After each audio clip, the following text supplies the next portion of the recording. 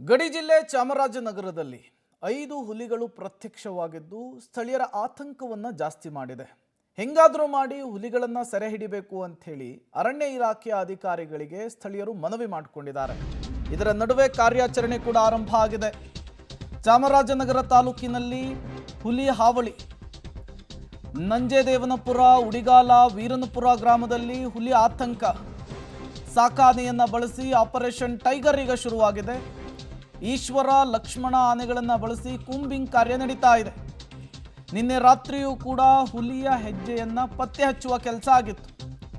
ಹೆಜ್ಜೆ ಗುರುತನ್ನು ಕಂಡು ಸ್ಥಳೀಯ ರೈತರು ಸಹಜವಾಗಿಯೇ ಆತಂಕಕ್ಕೊಳಗಾಗಿದ್ರು.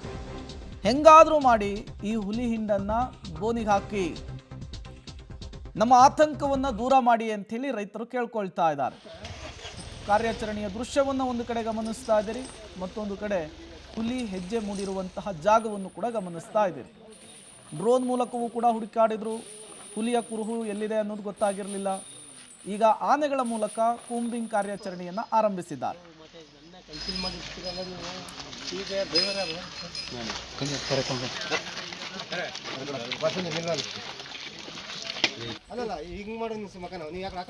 ಸರ್, ನಿಮ್ಮ ಡಿಪಾರ್ಟ್ಮೆಂಟ್ ಒಂಚೂರು ನೀರು ತರ ಕೇಳಿ ಸರ್.